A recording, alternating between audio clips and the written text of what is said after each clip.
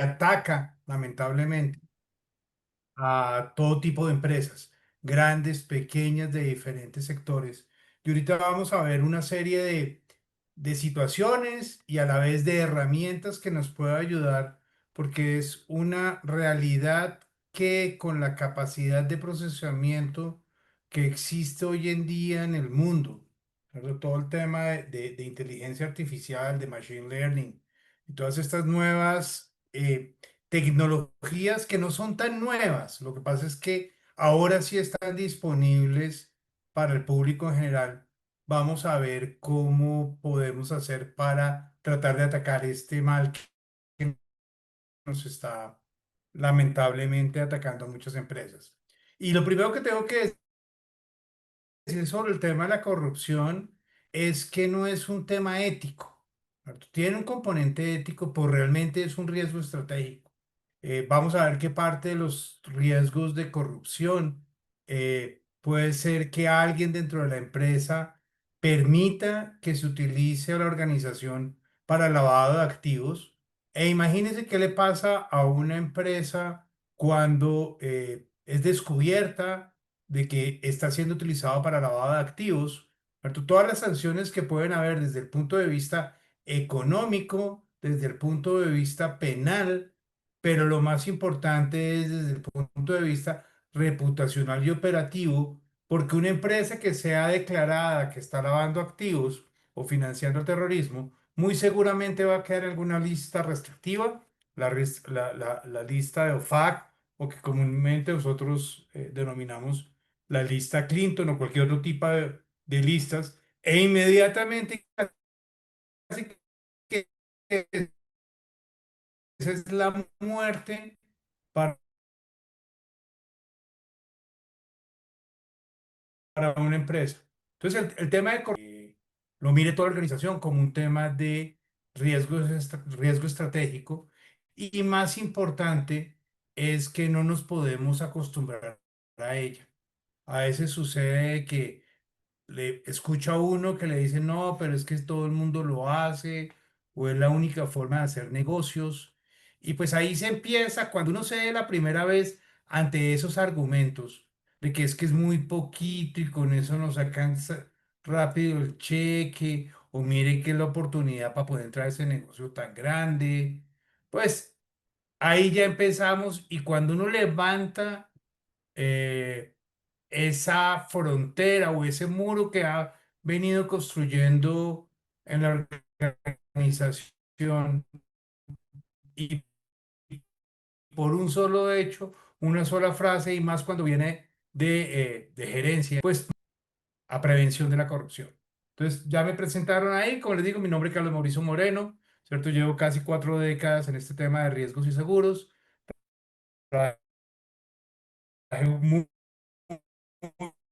buen tiempo como riesgos de cumplimiento, una serie de áreas y ahí les voy a dar unas cuantas anécdotas. Yo hoy en día me dedico a la consultoría activa para las empresas. Por favor, en cualquier momento que me quieran, si alguien me quiere hacer una pregunta, ¿cierto? No sé, Harold o cómo lo manejamos, si lo hacemos mejor al final o la vamos interrumpiendo. No sé, Andrés. Bueno, me Hola, lo interrumpen vamos a hacer cualquier al cosa, final. cualquier pregunta que... Dime. Hola, Carlos. Sí, la podemos hacer al final. Vamos resolviendo esas dudas, ¿vale? Igual te las voy Ok. dejando ahí en el chat. Listo. Perfecto. Vale. Entonces, lo primero que tenemos que ver es el costo de la corrupción, ¿cierto? Hoy en día hay multas millonarias, no solo desde los órganos de supervisión colombianos, sino puede haber tema de otro tipo de supervisores internacionales que nos pueden multar, ¿cierto? No sé si ustedes han tenido la mala fortuna de recibir un correo del Departamento de Justicia de los Estados Unidos por investigaciones. Recuerden que Cemex lamentablemente en el 2017 tuvo un tema muy complejo de riesgo reputacional por unos hechos realizados por sus directivos y pues muchos de los directivos recibimos mail del Departamento de Justicia de los Estados Unidos, del DOJ, y es un tema bastante, bastante fuerte. Y es un tema de que, oiga, es que ¿qué tiene que ver Estados Unidos con una supuesta corrupción que habían hecho en Colombia? Pues habían utilizado bancos, por un lado habían utilizado instrumentos financieros americanos y por otro lado, Cemex era una compañía que cotiza aún en la bolsa de Estados Unidos, en el New York Stock Exchange. Entonces, inmediatamente ya se vuelve un tema mundial. Entonces, primero son las multas, ¿cierto? Es un caso, el caso de Cemex todavía no se termina de resolver. Muchas veces esos casos terminan en algún tipo de negociación con el DOJ y una multa muy grande. Adicionalmente, en los dos extremos, porque a veces la corrupción propia de una empresa tipo de Brecht, o vamos a ver el caso de Siemens, ¿cierto? O también la corrupción de los empleados y terceros contra la compañía. Y esa corrupción de costos operacionales, pues lo que te hace es un incremento en costos. Si yo me están haciendo algún tipo de fraude o se han reunido varios para pagar más de lo que deberían pagar, pues me está atacando directamente a mi estado de resultados. Entonces, ese es otro factor que tenemos en los costos operacionales, ¿cierto? Y en un momento dado, una corrupción puede generar un problema de crisis financiera que te lleve a un tema de insolvencia. Y lo vamos a ver cuando hablemos de el tema de Interbolsa.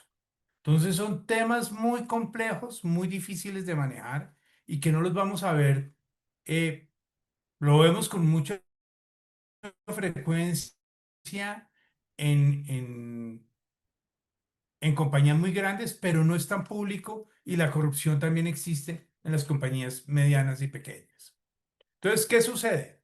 Fuera allá del daño en nuestros estados financieros, en nuestro reporte de pérdidas y ganancias, en nuestro balance, pues voy a tener también un daño reputacional, voy a tener una pérdida de confianza en los clientes o voy a tener un tema interno muy complejo de manejar. Y se los digo con mucha humildad. Ese tema que nos sucedió que en Cemex, por ejemplo, cosas que no pensábamos que pudieran suceder, eso fue en septiembre del 2017, ¿cierto? Y para el primer semestre del 2018 tuvimos una crisis porque los practicantes, ¿cierto? Es decir, aquellas personas que están terminando su universidad y tienen que hacer la práctica en alguna empresa, fue difícil conseguir practicantes para ese,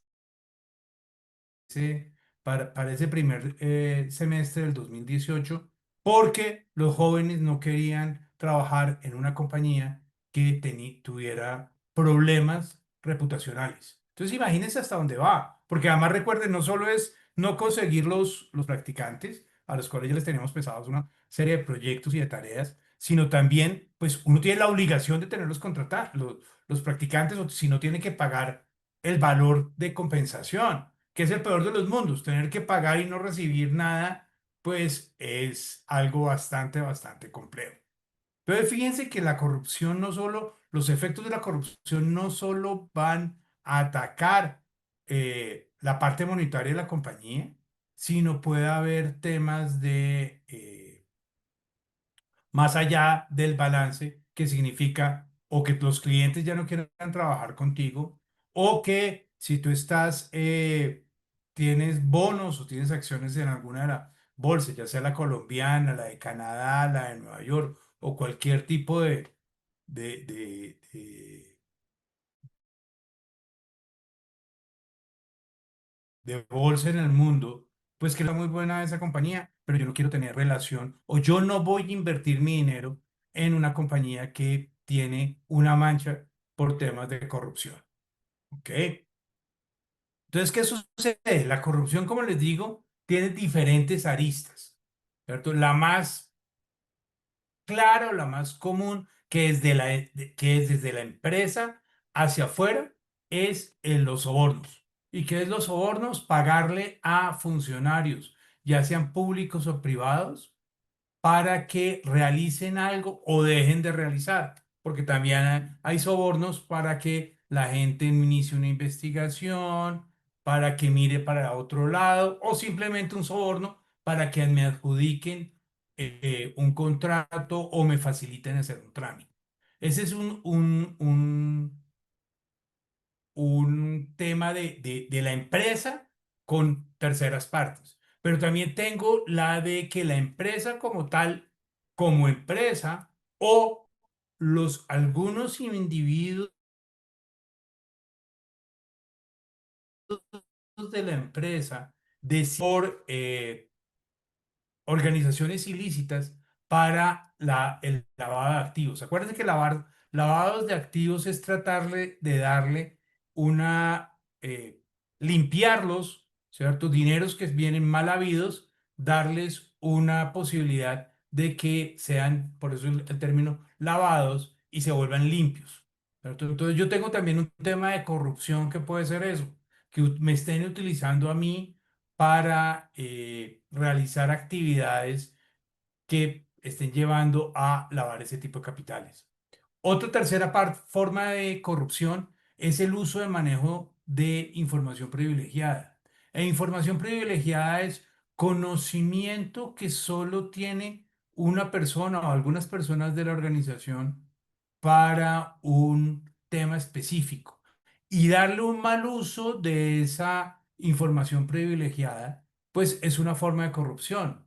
Y ejemplos de esos es si yo sé que yo trabajo en una compañía que va a hacer una venta de alguno de sus negocios o por el contrario, va a comprar otra empresa y alguna de esas empresas está listando en bolsa, pues yo puedo decir, oiga, espera un momentico, si van a vender este tipo de negocio, de pronto la acción se cae, entonces yo voy a hablar con mis amigos para que vendan ahorita que el precio de la acción está alto y no tengan pérdida, o por el contrario, si yo voy a hacer que va a haber una fusión, si va a haber una adquisición muy grande, puedo llegar a decir, oiga, venga, yo voy a reunir un capital con unos amigos, se lo voy a dar el dato a unos amigos para que inviertan en la compañía, que su acción hoy en día se está transando en 10 y después de esa operación se puede hacer, puede costar 15 o 20.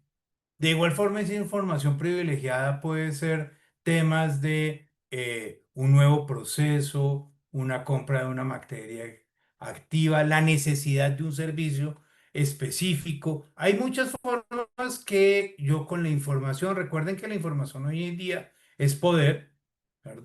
Y eso hace que si tengo esa información y esa información puedo yo sacarle o que otros a través mío se lucren, pues estamos hablando de una forma activa de corrupción. De igual forma tenemos el tema de conflicto de intereses. Todos tenemos intereses, no hay duda alguna que siempre alguien puede tener interés en algo. Yo puedo trabajar en una corporación y mi hermano tener una empresa que le puede ser o distribuidor de los productos que yo tengo o poderle prestar servicios a la empresa o ser una contraparte a nivel estatal, etcétera, etcétera.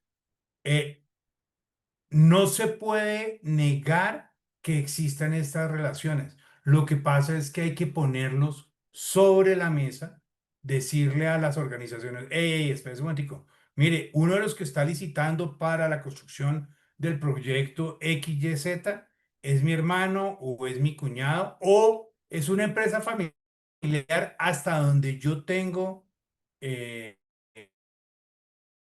eh, participación, te dirá, ok, listo, Carlos Mauricio, no hay ningún problema, no vemos, gracias por avisarnos, qué bueno que nos lo hayas contado, no le vemos ningún problema, o si le vemos algún problema y entonces para las funciones X y yo que tú realizas, que tienen alguna relación, vamos a nombrar a una persona ad hoc para que tome las decisiones al respecto. O definitivamente también la organización puede decir, no, qué pena, pero dígale a su hermano o a la empresa de su hermano que no se presente porque la vamos a descalificar porque vemos que hay un conflicto de interés muy grande. Entonces es muy importante que esos fomentemos que las empresas coloquen, que las personas coloquen sobre la mesa esos conflictos de intereses para que sea la organización, el comité de ética o la alta dirección de la compañía o el área de auditoría o jurídico, quien haga sus veces,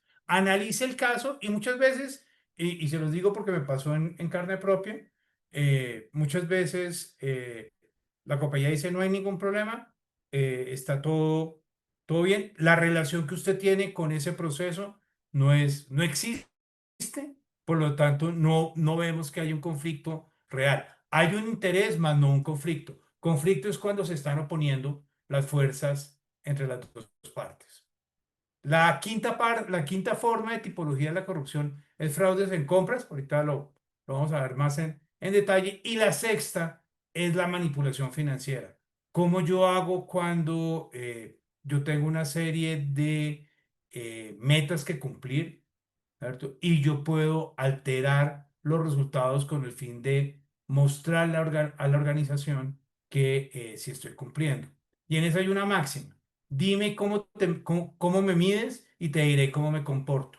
Si lo único que interesa es el resultado y no importa el cómo, pues la gente es muy propensa a presentarse de una forma que no es la adecuada. Si dentro de la organización importa igual o más el cómo logro los resultados al resultado en sí mismo, pues estoy desincentivando que se realicen malas, de corrupción, ¿cierto? Y ya entrando a cada una de ellas, ¿cierto? Encontramos que el soborno o el cohecho es la tipología más sancionada, es lo más común que sucede y ese soborno puede ser pagos indebidos a funcionarios públicos para tramitar o para que me adjudiquen un, un contrato. No siempre es un tema de dinero en efectivo, a veces es regalos más allá de lo comercialmente aceptable, ¿cierto? O invitaciones a viajes, eventos, conciertos, y por eso es que cada vez más las organizaciones eh, tratan de limitar eso y advertir de que en caso de que alguien reciba cierto tipo de regalos, cierto tipo de atención, tienen que levantar la mano y ponerlo sobre la mesa, ¿cierto? Pero cada vez se encuentran formas para eso yo les tengo una anécdota que le sucedió a un amigo porque echa la norma, echa la trampa. Un amigo que era presidente de una empresa en Tailandia. Sí era Tailandia. Imagínense que allá no solo el tema de los sobornos es prohibido por la ley, sino también es prohibido por su religión. Entonces era como doble falta, no solo a la ley, sino a la moral. Pero me decía mi amigo que la forma como allá se acostumbraba para poder hacer pagos de sobornos era que dos personas se iban una noche a tomarse un trago, ¿verdad? El que tenía interés de dar el soborno le preguntaba a su contraparte que si le gustaba jugar cartas. La persona le decía que sí, que si le molestaría o si le gustaría jugar cartas. Decía, claro, me encanta jugar cartas. Empezaban a jugar cartas y, para poner un ejemplo, los que saben jugar 21, ¿cierto? Siendo la persona teniendo en la mano 20 pedía una carta adicional para irse y perder el juego. Y de esa forma, ay, qué pena, perdí. Le entregaba la apuesta, que era un tema del azar, ¿cierto? Se le entregaba a esa persona, la que le estaba recibiendo, y pues para ellos, dentro de su imaginario, no estaban cometiendo un ilícito, sino había perdido o había ganado la contraparte un dinero por el juego. Entonces, siempre vamos a encontrar la forma de cómo realizar los ahorros y acá tenemos que estar muy atentos de mirar ese tipo de comportamientos, ese tipo de insinuaciones, levantar nuevamente, como les digo, fomentar que la gente, ese, ese esa empresa o ese funcionario de una empresa que trata de empezar a entusarme el oído y yo que soy una persona ética y ecuánime, no se lo acepto, pues no solo es no aceptarlo, sino levantar la mano e informarlo, porque seguramente va a hacer otros intentos, apenas tengan el mismo nivel ético que yo tengo. El pago de comisiones ocultas, que son pagos disfrazados como honorarios o como Discúlpame, servicios de Carlos consultoría. Mauricio. Eso es algo muy importante y dime, sí, Qué pena, Carlos Mauricio. Es dime. que en ocasiones se escucha entrecortado. Te invito si podemos de pronto hacer algún ajuste allí desde tu lugar en que estás conectado.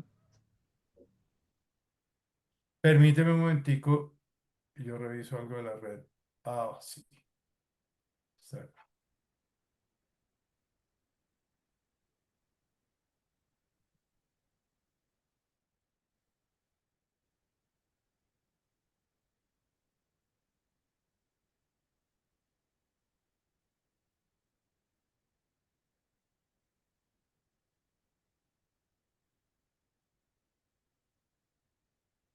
Esperemos a ver que con ese cambio ya Muchas gracias, Carlos Mauricio. haya mejorado con el mayor gusto por favor, interrúmpame en caso de otra vez que si se llega a presentar. Yo les Vale. decía, ese tema de que hoy en día las personas están acostumbradas, hoy se vuelve cada vez más común. Antes, hace 30 años, uno trabajaba para una sola empresa y era 24/7. Hoy encontramos que las personas, especialmente los jóvenes, están acostumbrados a tener dos y tres trabajos porque la virtualidad se los permite, su conocimiento, y además es uno de los como requisitos que ellos ponen porque no quieren estar en un solo ambiente. Eso está muy bien, pero no se vale cuando se empieza a presentar conflicto de intereses, cuando la asesoría o el trabajo alterno que yo tenga, ¿cierto? Se lo estoy prestando a un cliente o a un proveedor o una entidad con la cual tengo relación y más cuando pues realmente uno dice, oiga, ¿cómo puede ser que Juanito le esté prestando una consultoría en servicios comerciales a este proveedor cuando el señor es ingeniero de sistemas y no tiene ni idea de cómo se mueve ese mundo comercial? Entonces, esos servicios, hay formas de hacer pagos disfrazados a través de pago de honorarios o servicios de consultoría que la gente dice, y pues tiene toda la documentación legal de cómo lo está haciendo, pero realmente vemos que en últimas, pues es un tema de un pago de una comisión oculta. Y de igual forma, pues podemos ver como señales de alerta, ¿cierto? Que cuando yo encuentro que quien me está prestando los servicios en la transacción hay un intermediario sin experiencia o que me piden que los pagos los haga a diferentes cuentas y a diferentes personas y así estén autorizados, o cuando yo digo, oiga, este dinero mándemelo a a una empresa que está en un paraíso fiscal o ciertas jurisdicciones definidas de alto riesgo, pues tengo que tener alertas. Y normalmente todo ese tipo de cosas, cuando algo huele mal, hay que hay que revisar y tenemos la experiencia y tenemos como que el olfato para ver, oiga, este pago no está muy lógico o qué pago, si yo tengo un límite de autorización son 10 millones de pesos, los pagos a este proveedor siempre son por 9.990.000 para evitar que haya ese control adicional, ¿cierto? Entonces son de las cosas y las vamos a ver ahorita en la aplicación de tecnología son de las cosas que hoy en día se pueden mapear tranquilamente. El tema del conflicto de intereses, ¿cierto? Como les digo, no es que alguien tenga interés en el negocio, yo tenga relación con alguien que puede tener relación con alguna actividad, pero es el que hay que tener súper, súper alerta para que la gente siempre lo pueda estar manifestando, que haya rápidamente una decisión sobre cómo hacer y que la decisión sea realmente justa para las partes. No se vale si mi hermano es un excelente expositor en temas económicos, ¿cierto? Trabaja o es dueño de la firma más importante en investigación económica y necesitamos contratar una charla o unos servicios, una consultoría, simplemente por ser mi hermano, pues quede inhabilitado. Ah, ok, claro, si yo soy el presidente de la compañía y yo a dedo asigno el, los proveedores, los contratos, pues eso sí se puede dar para temas de corrupción. Pero si hay un comité de compras, un comité de adjudicaciones, o yo como presidente o vicepresidente de la empresa pongo de manifiesto que mi hermano está participando o invitaron a cotizar a mi hermano y que yo me abstengo de opinar en ese proceso porque soy parte del comité, simplemente cuando vayan a discutir ese caso me salgo del recinto, pues ahí estoy manejando muy bien. Pero de resto, ¿ah?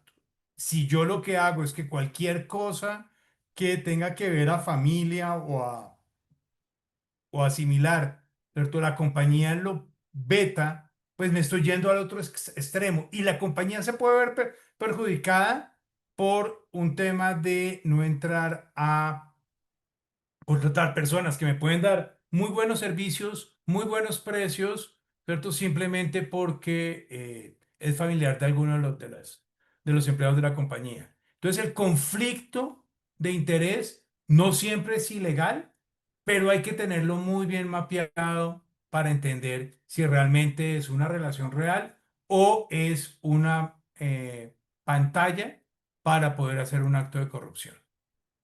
En el fraude con proveedores, que es muy, acá estoy hablando de la corrupción de los empleados contra la compañía, ¿cierto? Los tres más típicos que uno encuentra en las investigaciones cuando se ha descubierto un ilícito es que han creado proveedores ficticios y con más de que hoy en día, por el tema de conocimiento de clientes, SARLAF, por SAGRILAF, tengo que tener una cantidad de información sobre mis contrapartes, sobre mis proveedores. Todavía hay formas de falsear esa información. Entonces, ese tema de proveedores ficticios es una forma de hacer la corrupción. La facturación falsa, que simplemente me facturan cosas que no se han realizado, o con precios inflados, o alteran documentos. Me entregaron una unidad y facturan 10. Ese tipo de cosas es lo que hay que mapear, igual que el tema de los pagos duplicados. Simplemente hacen todo el proceso del pago del producto y del servicio, pero se las ingenian para que quede radicado dos veces. Pero como les digo, esos son corrupción de personas dentro de la compañía contra la compañía, no de la compañía hacia terceros. Y por eso es que hay que tener tanto cuidado con las áreas de compra, ¿cierto? Porque es el corazón normalmente donde se mueve la facturación o los gastos de la compañía, ¿cierto? Y donde se puede prestar para que se den este tipo de eventos. Y la segregación de funciones es clave para poder controlar este riesgo. ¿Qué quiere decir segregación de funciones? Nadie hace un proceso de principio a fin, sino que está dividido en diferentes fases. Y hay un proceso donde se tendrían que poner todos de la cadena de acuerdo para poder realizar el fraude. Una de las cosas que yo no sé si ustedes lo saben, En los seguros de infidelidad de riesgos financieros se definen una serie de cargos críticos dentro de esos procesos definidos por la compañía, donde sí o sí se le exige que tienen que salir a vacaciones todos los años. Y hoy en día ya no solo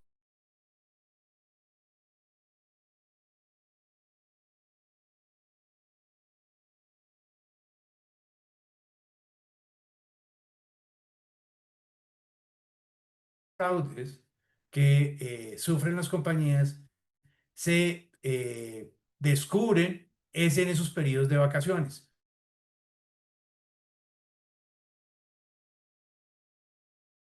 Dentro de la empresa, pues se da las mañas para poder mover la facturación o esconderla o buscar el visto bueno y presentársela al jefe de esa.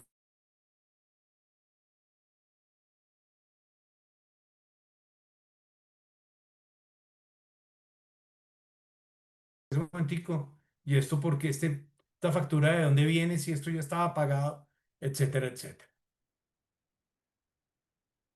Eh, dentro de otra forma de compras y la corrupción es el direccionamiento. ¿Qué es el direccionamiento? Cuando yo hago un proceso que se supone que es transparente, puro, y claro, ¿cierto? Yo logro que adjudicárselo a quien no necesariamente me está presentando los mejores términos. Y las tres formas de que eso se me convierte en corrupción es, primero, un pliego direccionado. Yo saco unas condiciones que solamente la empresa que a mí me interesa eh, me las va a cumplir o me invento fórmulas de desempate que permitan, ¿cierto? Que si el ganador en caso de empatados sea quien yo necesito. Alguna vez vi un pliego para la selección de corredores de seguros. Un pliego era súper, súper, súper sencillo.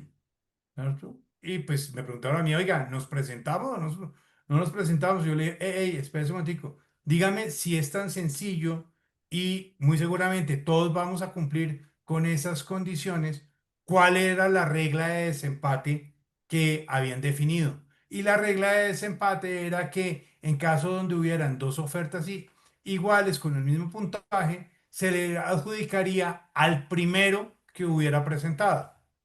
¿Cierto? ¿Qué quiere decir esto? Pues si yo, ese es un pliego direccionado donde muy seguramente la persona o la entidad a la cual yo quería, le quiero adjudicar el contrato, tiene el pliego, lo tiene de antemano, apenas se abre la licitación, ese mismo día o al día siguiente presenta su oferta, todos presentamos la oferta dentro del término apropiado, nos declaran empate a todos y simplemente se la gana el que yo quería porque fue el que primero se presentó.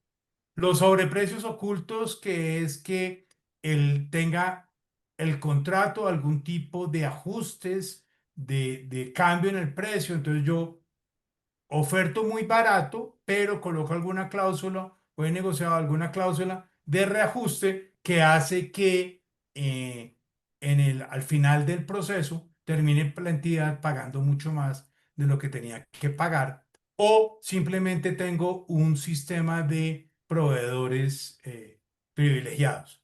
Y para ello, ¿cierto? Ahí sí les pido si me colocan en el chat, ¿cierto? O si alguien quiere levantar la mano y sirve. ¿Qué caracteriza a una navaja suiza? ¿Y qué creen que tiene que ver una navaja suiza con el tema de proveedores? No sé, Andrés, si alguien levanta la mano, le abres el micrófono o lo colocan en el chat. Acabo de leer el chat. Ahora Muriel allí hace un comentario, Carlos Mauricio. A ver, que sirven para todo. Muy bien. Esa es la característica y yo creo que a mí la Embajada de Suiza algún día me va a llamar la atención porque yo lo utilizo con mucha frecuencia, esta analogía. Yo no puedo tener proveedores que sean navaja suiza, ¿cierto? A veces uno se encuentra que cuando uno está en el comité de compras, resulta que vamos a contratar el servicio de transporte y lo hace la compañía X.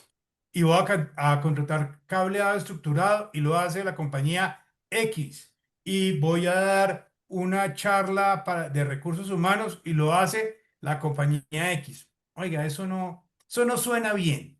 Ahí puede ser, ahí voy a tener una inflación de costos, ¿cierto? O tengo un tema de corrupción, o simplemente, y también es válido, ¿cierto? Simplemente tengo un área de abastos ineficiente que está, entre comillas, contratando un intermediario para que hagan su labor de comprar o de contratar los servicios. Entonces, simplemente siempre le envían a esa compañía que es Navaja Suiza, le mandan la información, él se consigue quien lo hace, pero él no va a trabajar gratis. Y si se lo adjudico a él, pues estoy pagando un sobrecosto que no sé si será real o será parte de un soborno, eh, pero que me va a hacer que yo esté pagando un dinero que no debería pagar si yo tuviera acceso directo a quien realmente lo,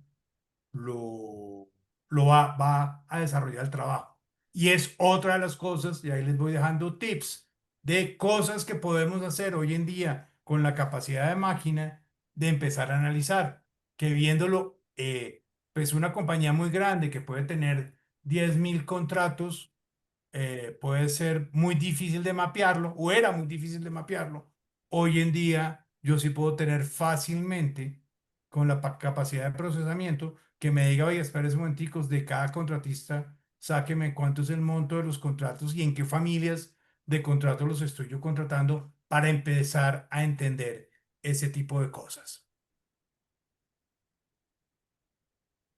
Entonces, continuando, la manipulación financiera, pues es clarísimo qué significa eso, ya sea de que estoy alterando los balances, estoy haciendo ingresos ficticios, y el mejor de los casos, o el caso más conocido y que cambió al mundo, fue el caso de Enron, donde empezaron a maquillar las pérdidas porque habían de por medio una cantidad de bonos y premios por cumplir las, eh, las métricas que le habían definido, y que llevó a que se quebrara. Y vamos a entrar un poquito más al detalle más adelante, ¿cierto?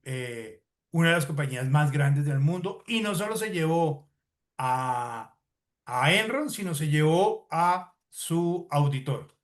¿Vale? Y para ello, que es un tema que no sé qué tan conocido sea para ustedes, ha hecho que se haya creado unas cláusulas que se llaman clawback, ¿cierto? Y que son cláusulas que empezaron a surgir en el año 2008, principalmente, donde se les dice a los directivos de las compañías que cuando yo le pague un bono, o cuando yo le pago cierta bonificación una, por un comportamiento, ¿cierto? Está en la obligación de devolver esos dineros si llega a ser detectado que se utilizó una información falsa o no cercana a la realidad. Y eso es una cláusula que fomenta la transparencia. No significa que no necesariamente, que yo no pueda recuperar ese dinero por otros medios, pero teniendo esa cláusula de clawback, ¿cierto? Me ayuda a que sea mucho más fácil el poder recuperar y el poder perseguir ese ejecutivo. Y pues hay una, ¿cómo lo podremos decir? Una desincentivación de que la persona lo haga, porque ya le está diciendo, oiga, venga, lo voy a estar monitoreando y esto no es permitido. Cuando fue la crisis del 2008, hubo muchas empresas que, a pesar de presentar malos resultados, le tuvieron que pagar bonos a sus empleados porque no tenían este tipo de cláusulas, o estaban mal redactadas las cláusulas de bonificación. Entonces es un tema que No es tan conocido, por eso lo quise traer, pero es una forma de mitigar el riesgo de que la gente falsee la información financiera para ganarse los premios.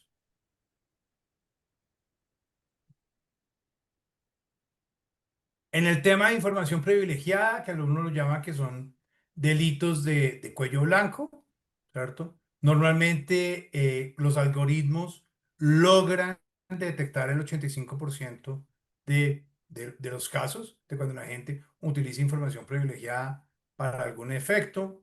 Cuando hay supervisión, cuando yo estoy o mi empresa está ante una bolsa de valores, sea de cualquier jurisdicción, y algún ejecutivo se aproveche de esa información privilegiada, la multa promedio es de 2,4 millones de dólares, ¿cierto? Y lamentablemente, y eso dice, ay, qué pena, hay un error de ortografía, la reincidencia de las empresas cuando son sancionadas es del 67%.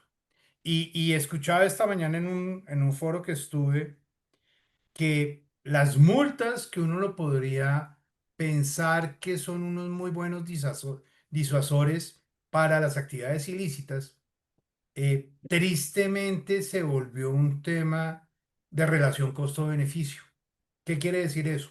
Y me llamó muchísimo la atención el argumento que dieron. Si yo sé que me pueden multar en 200 millones de pesos por realizar una actividad no acorde a la ley y el premio o gratificación son 1.000 millones, pues puede haber mucha gente tentada a decir, yo me arriesgo que si me pillan, prefiero capturar los 1.000 que si me pillan tengo que pagar solo 200. Entonces, fíjese cómo a veces cosas que parecen que son muy buenas para limitar la corrupción, en algún momento pues ya le estoy colocando marco. Y es por eso como países como España, ¿cierto? Ya hay la legislación para ciertos comportamientos de las empresas. No solo van contra la empresa, sino también va contra las personas, ¿cierto? La responsabilidad civil de las personas o la responsabilidad civil de las personas es algo bien importante porque ya no estamos hablando de solo dinero, sino también del tema de cárcel.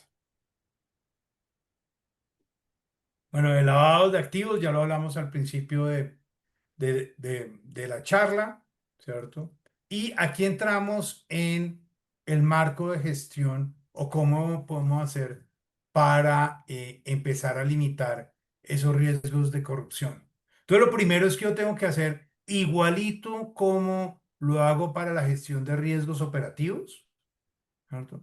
Tengo que hacer una matriz de riesgos de la corrupción. Para eso tengo dos estándares muy importantes. La ISO 37001, que es gestión de sobornos o antisobornos, o la 37301, que es el sistema de cumplimiento de compliance, donde dos temas muy importantes ahí para tocar son que la 37301 y lamentablemente nos han eh, dañado la cabeza al hacernos pensar que gestión de cumplimiento es solo lavado de activos, financiación del terrorismo o proliferación de armas de destrucción masiva o algo más, piensan regulación legal, ¿cierto? Cumplimiento legal y gestión de cumplimiento realmente de acuerdo con la norma 37301, yo la puedo llevar hasta donde yo quiera y me puede cubrir las obligaciones legales y lo puedo ampliar a todas mis obligaciones voluntarias. Si yo definí un código de ética, el código de ética lo puedo meter dentro del sistema de la 37301. Si yo hice una serie de declaraciones ambientales, esas declaraciones ambientales que la podría ver la ISO 14001, también la puedo meter como dentro del sistema de gestión de gobernanza de la 37301.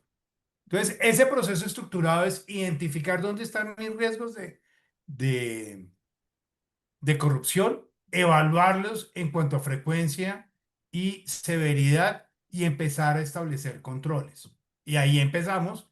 Es el abrebocas para hablar del tema de tecnología. Acá rápidamente un ejemplo de un mapa de riesgos de la corrupción. Yo estoy viendo tres riesgos: compras y contratos, relaciones regulatorias y el desarrollo de negocios. Le defino una probabilidad y un impacto y veo cierto tipo de eventos que me podrían generar corrupción, y a través de esos eventos que me generan corrupción, pues ya defino mis controles y defino la forma de cómo lo mitigo. Es lo mismo que trabajamos en riesgo operacional, ¿cierto? Con las matrices de riesgos y los mapas de calor, pero aplicado al riesgo de corrupción. Vamos a ver rápidamente unos ejemplos de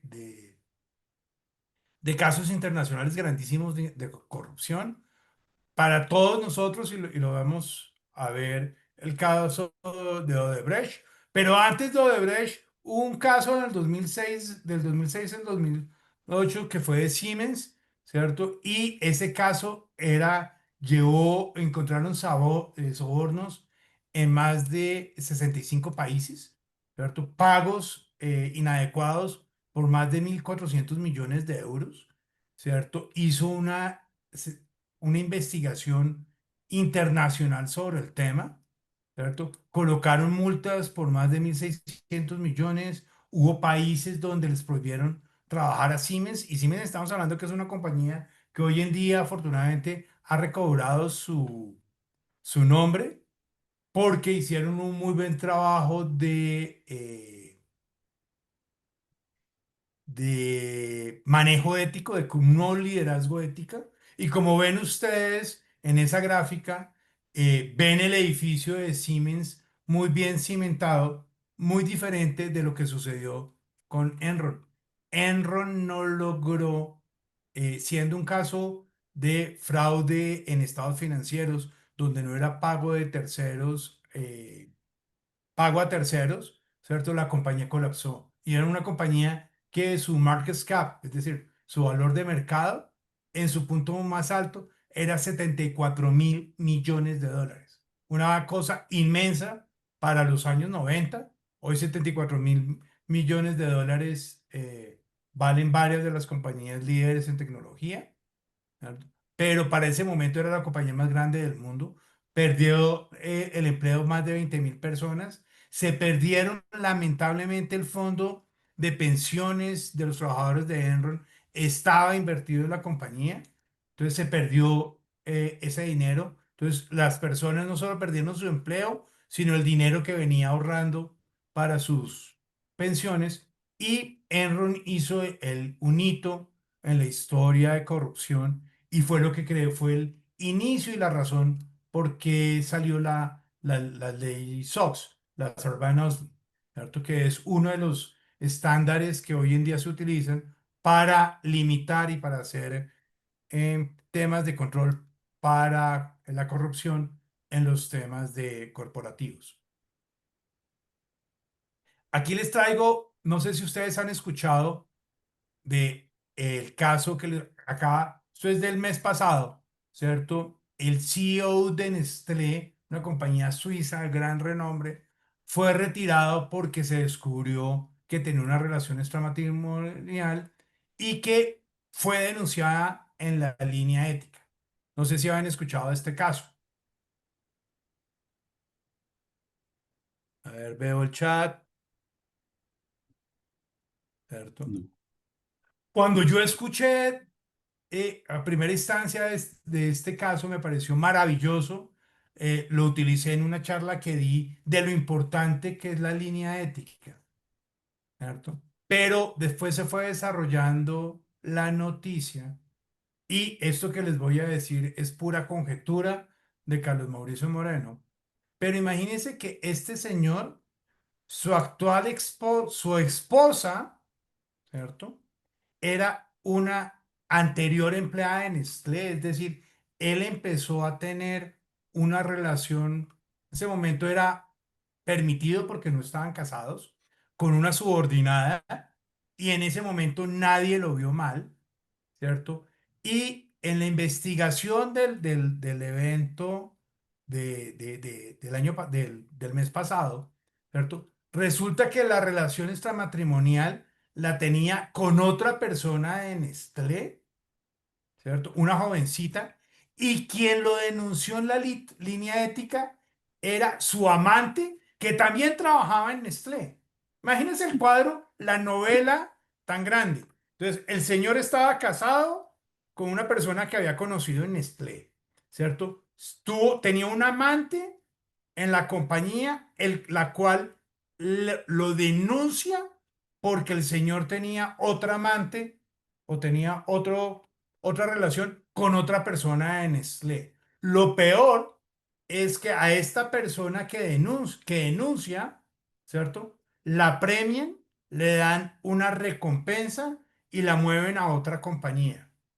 Y la otra amante, ¿cierto? Le dieron una indemnización. Entonces uno queda ahí como pensando, oiga, espérese un momentico, si entre comillas era un comportamiento normal de esa persona y escaló hasta llegar a ser CEO de la compañía, ¿será que la compañía tiene un tema de una cultura tóxica? Es un tema de que desafortunadamente, pues pueden haber otros intereses por los cuales quisieron sacarlo de la compañía y aprovecharon el escándalo, porque además lo sacaron de la forma más grosera de este mundo, ¿cierto? Eso fue cubierto en medios y todo. Pero creo que hay un tema de reflexión muy grande si realmente la compañía permitió ese tipo de comportamientos hasta un momento y de pronto por alguna otra razón aprovecharon este último suceso para despedirlo. Ahí se los dejo como reflexión. Y muy unido a eso, ¿cierto? Encontramos este famoso caso de la Kiss Cam del CEO de Astromer, ¿cierto? El señor Andy Byron, que tenía una relación con la jefe de recursos humanos. Patricia, tienes la mano levantada. Lucy, quería hacerte una intervención ahí que más allá inclusive de los temas de los conflictos de interés, de la corrupción, el fraude, todo lo que se pueda ver enmarcado en este tema de Nestlé, les cuento algo como anecdótico porque también soy oficial de tratamiento de datos y cuestioné mucho cuando salió en LinkedIn como alguien estaba haciendo como ampliando, rompiéndose en las vestiduras por todo esto que había pasado. Yo les decía, oiga, ¿y dónde queda el tratamiento de datos que también tenía que haber garantizado Nestlé con respecto a esas Sí. personas que tienen derechos como los tendría cualquier persona, ¿cierto? Entonces yo creo que si bien es cierto, son temas que ¿cómo se dice? Que enaltecen un código de ética y que la organización está haciendo las cosas bien, también hay que no dejar perder de vista otros temas importantes, como es también la dignidad humana, ¿cierto? Entonces es como el aporte que quiero darles también acá. Patricia, muchas gracias. Sí, muy importante. Uno tiene que verlo en el contexto completo. Y vuelvo al caso de Nestlé. Oiga, espérese un momentico. Le estoy mandando a la organización el mensaje que haber denunciado. A ver, recuérdese, es igual de pecador el que peca por la paga que el que paga por pecar, ¿cierto? Entonces acá tiene una relación de dos en Nestlé, ¿cierto? La señora se molestó porque le han conseguido otro amante, lo denuncia y la premian. Creo que eso para la cultura en el mediano plazo les puede generar conflictos. Y este caso de Astromer lo quise traer también para que pensemos, porque mucha gente dice, oiga, es que era una relación, no habían declarado esa relación. Oiga, ambos eran casados, era una relación que no se podía tener. No es que no se haya declarado, no se puede tener, ¿cierto? Menos en una relación jefe subalterno. Pero a veces sucede que nos quedamos oiga, no, es que si lo declara, ya quedó salvado. No, hay ciertas cosas que no así la pongan sobre la mesa, ¿cierto? No están bien hechas y no las podemos permitir. Entonces es un tema súper complejo y difícil de manejar y hay que verlo por todas las aristas. Entonces, todo ese tema de transparencia en las relaciones laborales, ¿cierto? Lo que tenemos que fomentar es la honestidad laboral, que la gente haga las cosas bien desde el principio, que comuniquen oportunamente esas relaciones personales éticas. No se vale que yo declare que tengo un amante dentro de la compañía cuando yo soy casada. Es que ser amante, pues por lo menos para la cultura occidental, ¿cierto? Pues no es permitido. Entonces no es declarar, no, es que usted lo había contado a mi jefe, es que usted no podía tenerlo. Y además ahí viene también un tema de cultura y valores y ese ambiente ético y de cultura de cumplimiento que vamos a ver más adelante que tenemos que fomentar. Bueno, rápidamente voy a pasar. Caso de Brecht, ampliamente conocido, ¿cierto? Tenían hasta un banco para poder pagar los sobornos, ¿cierto? Y adicionalmente, los que llevamos tiempito en esta industria, en el tema de compliance, ¿cierto? Odebrecht, antes del escándalo, era de las compañías para mostrar, ¿cierto? De todo el marco y toda la estructura que tenían de compliance.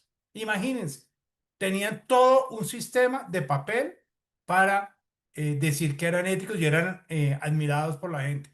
Y resulta que no. Hoy en día, y estuve precisamente investigando esta mañana más sobre el tema, pues Odebrecht, a diferencia de un Enron que se acabó, ahí va, sigue facturando menos que antes, tuvieron que vender algunas operaciones, tuvieron que reestructurar la deuda. Hay países como Panamá donde no pueden trabajar, donde están vetados, pero continúan, ¿cierto? Diferente de Interbolsa, que acuérdense que Interbolsa, el caso colombiano, ¿cierto? Donde definitivamente esa compañía llegó a liquidación, siguen todavía, las personas todavía no les han pagado y fue por un tema de manipulación financiera. Entonces, tecnología como aliado estratégico para eso.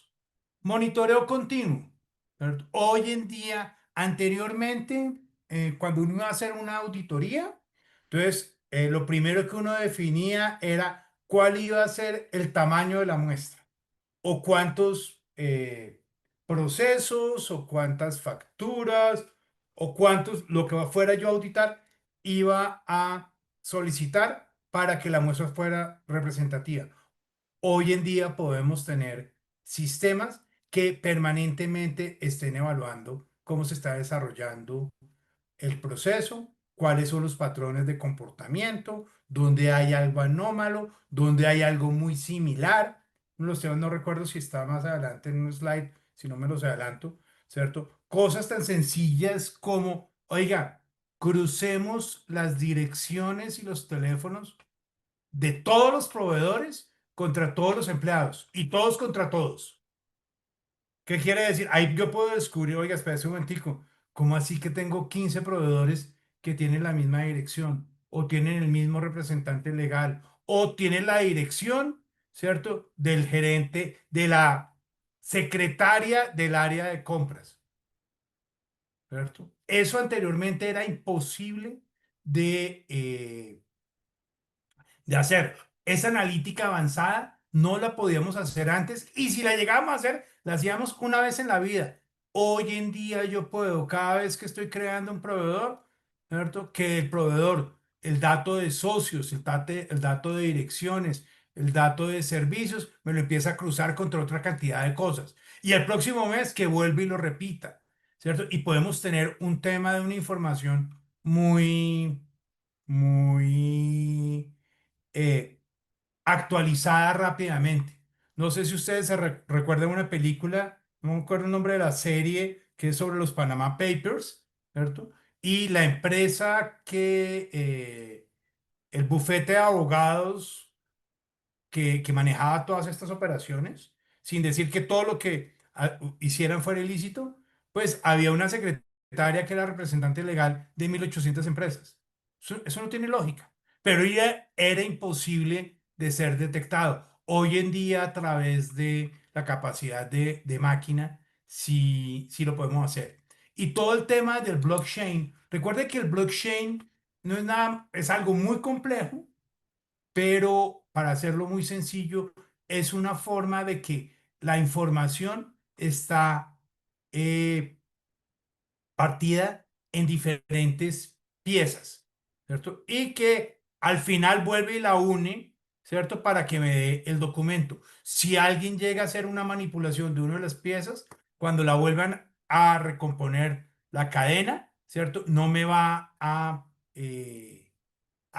machar bien, ¿cierto? Por lo tanto, me voy a encontrar de que la información fue alterada. Entonces, el tema de que yo tenga también la utilización de los blockchains para asegurarme de que la información no me la manipulen, o los RPAs, que es utilizar robots para esos procesos de comprobación y de estar revisando, pues es un tema que nos facilita bastante información y evita que se presenten ese tipo de cosas anómalas. Entonces, por ejemplo, yo puedo analizar, esto es lo que les decía, vínculos entre empleados y terceros mediante redes sociales. Oiga, si yo veo que un proveedor, ¿cierto? De pronto lo veo en el cumpleaños de un funcionario de la empresa, pues, venga, espérese un momentico. Eso no es pecado. ¿Cierto? Eso no es prohibido, pero sí es extraño. Cuando yo veo que el gerente de compras está con el proveedor más importante de la compañía en un viaje en China, supuestamente de vacaciones, como que eso está como raro. Identificación de patrones de pago o de patrones de facturación, como les decía, cuando todas las facturas quedan por debajo siempre, abajito del límite donde tiene que haber una segunda verificación, ese tipo de cosas pues me lo puede detectar. Hoy en día todo el tema de la aplicación de la tecnología, ¿cierto?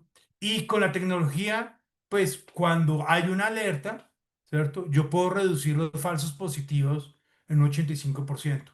Es decir, no es de, oiga, es que yo creo, hago toda la investigación y nada, eso desgasta la organización. Hoy en día con la utilización de RPAs, puedo cruzar fácilmente con listas de la ONU o la de OFAC o la de las personas, los PEPs, ¿cierto? Todo ese tipo de cosas yo puedo empezar a investigarlo muy rápidamente. Hoy en día caemos en el error, Harold, ya te doy la palabra, caemos a veces en el error de investigar a la gente muchísimo cuando se va a vincular la primera vez y no los volvemos a vincular, a revisar. Harold.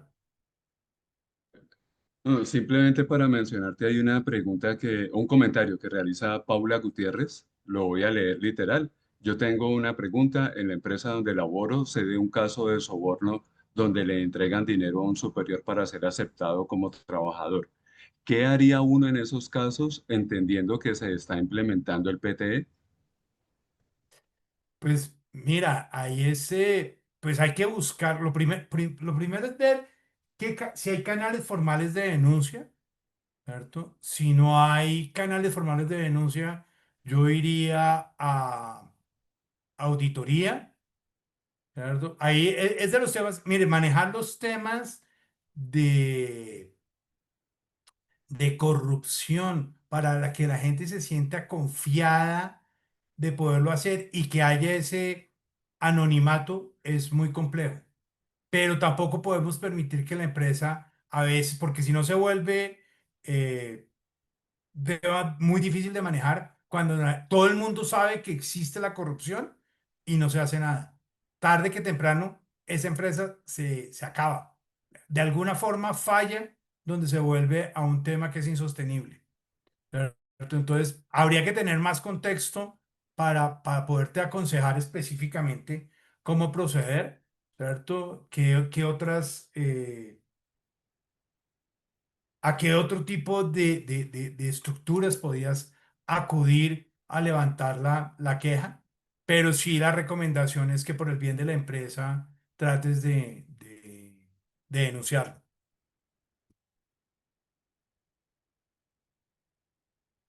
¿vale?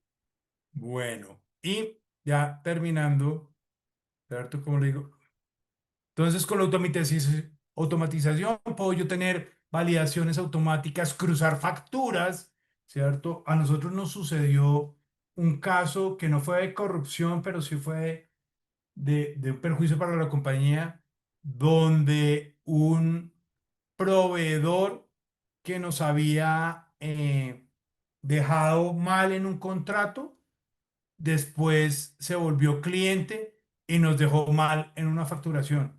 ¿Y qué sucede? La compañía tenía un address book para proveedores donde estaba bloqueado como contratista, pero en un address book diferente para clientes.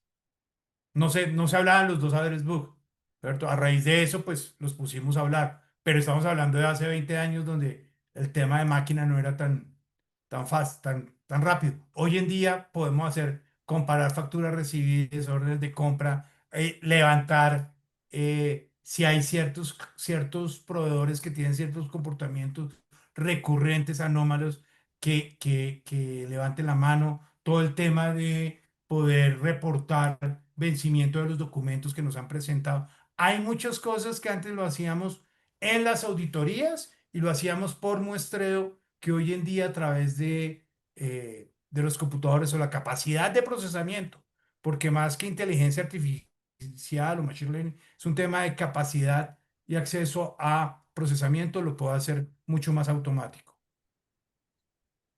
¿cierto? Y ya terminando, ¿cierto? Pues tengo todo el tema de todo lo que yo pueda hacer de detección de la corrupción, ¿cierto? Bienvenido, pero lo que debo tratar de hacer es prevenir la corrupción. Para ello hay para mí mis tres grandes consejos es, el primero, traten de tener unos sistemas donde la trazabilidad sea inviolable, donde uno no pueda manipular el proceso, ¿cierto? Y eso lo puedes hacer en procesos muy estrictos, muy bien desarrollados, y si le metes tecnología con blockchain, pues mucho mejor. Lo otro es tratar de, en la medida que se pueda, tener lo que se llaman smart contracts, que es, oiga, ciertas cosas donde pueda haber algún riesgo de corrupción, ¿cierto? Ya estén predefinidos y que el usuario, o sea, la decisión no caiga tanto en el usuario, sino ya está definido por otro ente. Y el canal de denuncias. El canal de denuncias, y si uno le mete tecnología, si uno incluye seguridad para que realmente la persona se siente tranquila que va a permanecer anónimo, pues es una gran ventaja. El otro día tuve una conversación con un superintendente donde le decía que me parecía increíble, ¿cierto? Porque además un cliente trató de hacerlo y fue imposible. Quería hacer una denuncia en una superintendencia sobre el comportamiento de uno de los vigilados, ¿cierto? No hay forma de hacerlo anónimo. Tiene que dar cualquier cantidad de información, ¿cierto? Y precisamente la persona lo que quería era una denuncia real, era una denuncia cierta, ¿cierto? Un mal comportamiento comercial de unos vigilados, y no había forma de cómo presentárselo al superintendente, que es es el supervisor para ese tipo de eventos. No había forma de hacerlo anónimo. Hay que entregar todos los datos, ¿cierto? Entonces, fíjese cómo falla un organismo de control no tener algo que sí nos pide a nosotros, ¿cierto? Por norma, que lo tengo que tener, ¿vale? Y para eso, y me traigo un tema que me la traigo, y es de lo que más me gusta de la norma 37301. Le hace mucha fuerza que las compañías tienen que tener cultura de cumplimiento, ¿cierto? Es decir, desde la cabeza hasta la última persona de nuestra organización tiene que estar inmerso en esos principios y valores del cumplimiento de la normatividad, cumplimiento de los procesos internos, cumplimiento de la ética y el buen comportamiento como ciudadanos del mundo, ¿cierto? Y la alta dirección tiene que fomentar ese comportamiento y debe demostrarlo con hechos. Cuando yo tengo la oportunidad de participar eh, en reuniones de junta directiva o de que me invitan a algún comité de alta dirección para analizar algún problema y ante un evento de posible incumplimiento. Y la pregunta es, ¿y cuánto me vale la multa? Yo ya sé que estoy la organización está en problemas porque ya está el líder o quien hace la pregunta pensando en una relación costo-beneficio. Y el cumplimiento, ¿cierto? Es como las fracturas. Uno no está medio fracturado. O uno tiene una cultura real y seria de cumplimiento y no o no la tiene, ¿cierto? Y para ello, una frase que en serio que me la, me está retumbando la cabeza desde que la escuché, ¿cierto? Porque todos hemos escuchado lo que estamos viendo en el slide, ¿cierto? Una manzana podrida, hay que localizarla porque me puede pudrir, me puede dañar el resto de las manzanas, ¿cierto? Pero algunas veces encontramos organizaciones, ¿cierto? Donde el problema no es una manzana, sino que el recipiente, el canasto o el barril está lleno de moho. Y entonces ya no es un problema de un individuo, es un problema de la organización. Y debemos entonces ver cómo limpiamos la organización, cómo limpiamos ese moho que nos está haciendo daño, porque si no, cualquier persona que entre a la organización va a tener, va a caer en eso, ¿cierto? La integridad o los principios y los valores no es un tema de estar predicándolos, ¿cierto? Es un tema de estar demostrándolos en silencio, ¿vale? Con eso, pues esto era lo que quería presentarles. Creo que hay una pregunta que me están escribiendo.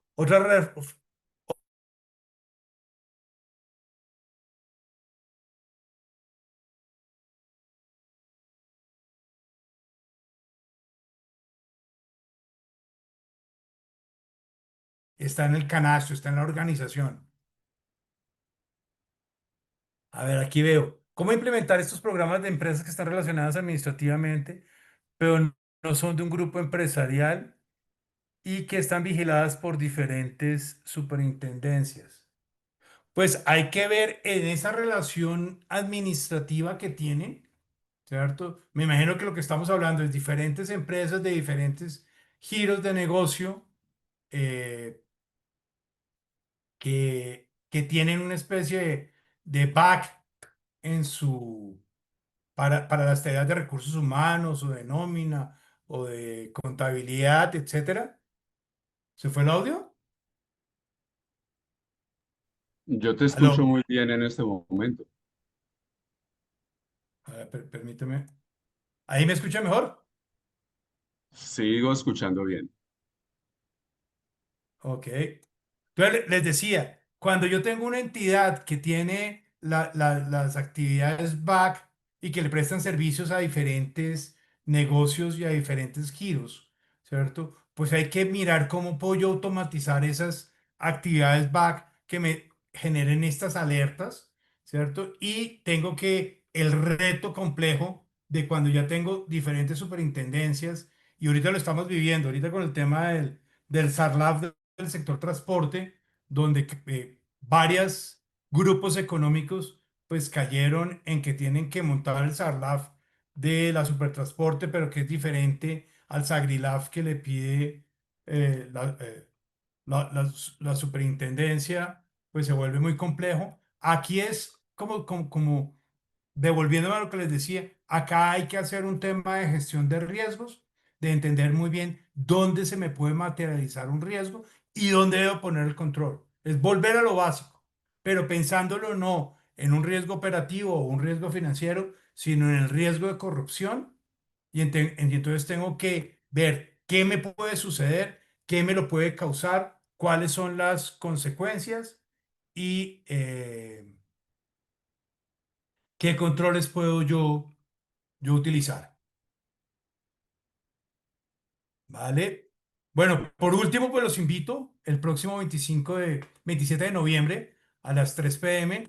El equipo de AGNOS nos invita a una charla de Maritza Vargas sobre riesgos de última generación, que están en boga. Todo el tema del cómo manejar el tema del tren de Aragua, el Clan del Golfo y las nuevas tipologías que se están presentando en lavado de activos, financiación del terrorismo y eh, proliferación de armas de destrucción masiva. No sé, Harold, si quieres decir algo adicional, ahí nos No, pusieron el link para sí. escribirnos. Pues quiero agradecerte mucho, Carlos, por la presentación. De verdad ha sido muy ameno, ha sido muy didáctico, como muy cercano para nuestras compañías. Y asimismo me gustaría conocer tu opinión dentro del contexto empresarial colombiano. ¿Qué tan viable ves la implementación de controles realmente fundamentados en analítica de datos, en inteligencia artificial, para operar esta serie de controles que realmente permitan identificar esos focos, como decías en la presentación, de cómo se inserta la corrupción de manera silenciosa en las empresas? ¿Qué tan viable tú Mi- lo encuentras? Mira, yo creo que más que si es viable o no es viable, es la única forma de protegernos hoy en día. Hay tal cantidad de información, porque a ver, si nosotros acá estamos en este webinar, eh, tratando de aprender más y entender, los malos también hacen lo mismo. Entonces es una guerra de quién logra mayor velocidad. ¿Cierto? Entonces nos tenemos que estar, y la tecnología hoy en día pues nos permite hacer muchas cosas. Hay sistemas muy sofisticados, hay otros más sencillos, pero que sí o sí tenemos que empezar a apoyarnos en plantearnos qué alternativas de tecnología puedo yo implementar que sean de bajo costo o no necesariamente bajo costo, porque sean muy efectivas frente al riesgo que quiero prevenir. Esa es la clave. Pero es que primero, antes de poder llegar y decirle a la gerencia, oiga, necesito que me apruebe 50 millones de pesos porque quiero montar un sistema para que me cruce esta información, pues tengo que mostrarle, oiga, espérese un momentico, ¿qué problema me puede causar el no contar con ese insumo? ¿Cierto? ¿Cuáles son las causas? ¿Cuáles son las consecuencias? Ahí sí se puede uno apoyar. Oiga, es que mire, si nos llegan con uno solo que detectemos, ¿cierto? Nos podemos ahorrar la multa de 500 millones de pesos. Ahí sí puedo utilizar la multa como un negociador para decirle, sale más barato invertirle en prevención a esperar a que nos llegue la multa. ¿Ok? Entonces, es un tema de estar buscando siempre, cada vez, si ustedes recuerdan cuando empezaron a salir los televisores planos, de pantalla plana, eran inalcanzables.